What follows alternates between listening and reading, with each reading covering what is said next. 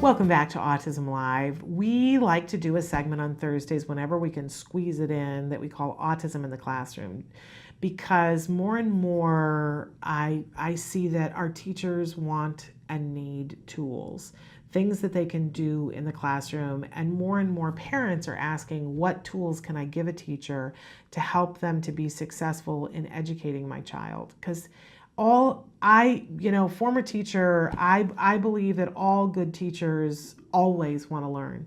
They're never done learning. They never think that they've arrived and that there's nothing left to learn. That would be crazy talk, right? But if we give teachers tools, if we continue to educate them and give them tools and give them in an easy format, then we all get more done. So today's Autism in the Classroom tool is about having visual schedules. And we talk about this a lot on the show. And I think people get a little like, oh, it's so exhausting. Do we have to have a visual schedule for everything? And why is it so important? You know, I remember when I was a classroom teacher, especially when I was teaching high school, that every day as the kids would come in to the classroom, they would say, what are we doing today? All of them. And they were big classes. Sometimes it was more than 40 kids. What are we doing today? And most of the time I had either something up on this will really date me. We still had overhead projectors instead of smart boards back at that time. I would usually have something up on the board that would talk a little bit about what we were going to be doing through the day, and I would point to it, save my voice, and I'd go, but they would still ask. And I used to marvel at it. And somebody pointed out to me once, though, when I was struggling with my son, that I was like, we need to do this, come on, let's just go.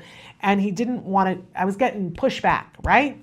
Loggerheads. I was like, why can't you just do what I'm asking you to do? And somebody pointed out to me, do you like it when you are put into a car and you don't know where you're going? Is that something that you would find pleasurable? I'm like, well, no, I'd like to know where I'm going. I don't want to be just stuffed into a car and nobody tells me what we're doing. That would be horrible. I don't even like it when I'm driving the car and somebody else has the directions and I use Waze now and I love Waze, but I wish Waze was a little bit the prompt would come a little bit earlier, because it'll say get off on exit 23C and I'm on the ramp to 23C and I don't know which lane I need to get in because I don't know if I'm turning right or left, and I'm like, come on, Waze.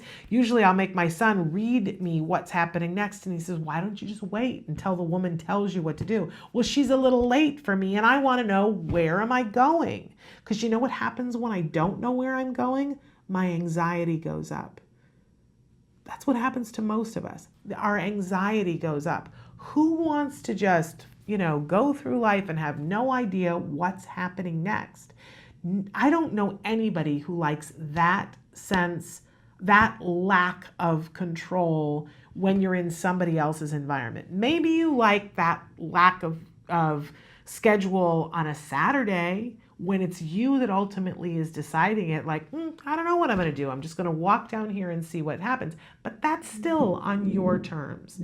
So when we have kids on the spectrum, not on the spectrum, coming into a classroom, we're effectively saying to them, you're here and you don't have a choice about it for the next however many hours. And we're going to tell you what you're going to do, and we're going to set the rules. Who would like that? Nobody would like that. Now, we need to do that. We can't just say, everybody go in the corner and we hope that you learn something, right? That's not shown to be effective. So how do we meet in the middle? Well, one of the things that we can do to lower that anxiety and make them to feel like they have some measure of control is to have a visual schedule, something that you can point to and go, here's what's happening at this time. That's what we're going to do. It can change, but if we start from something and say, okay, here's the framework, this is yes, it's tiring. Yes, it's exhausting. But it's less exhausting than having to deal with people who have anxiety. So create a visual schedule, and visual schedules, I think that the kindergarten teachers have this down pat. They understand this, just like the same thing with, we did a segment about autism in the classroom where we talked about posting rules. The kindergarten teachers are 100% clear on this because they see directly what happens when the kids don't have these rules. They're going every which way, all of them. I think what happens is that as kids get older, some of them learn how to self-regulate themselves and will just go with the flow. And they've made a schedule in their head for themselves of, I know that we're going to do math now and we're going to do English later. And so those kids, they can, no matter what happens, they're going to follow rules, whether they're posted or not. And they're, like I said, following a schedule in their head, and they'll tell the teacher when the teacher is off, right? So I think that somewhere around 4th, 5th grade, teachers start to be that, well, you should do that on your own. Well, my question for you is, how's that working? Because for maybe a third of the class, it's not a problem.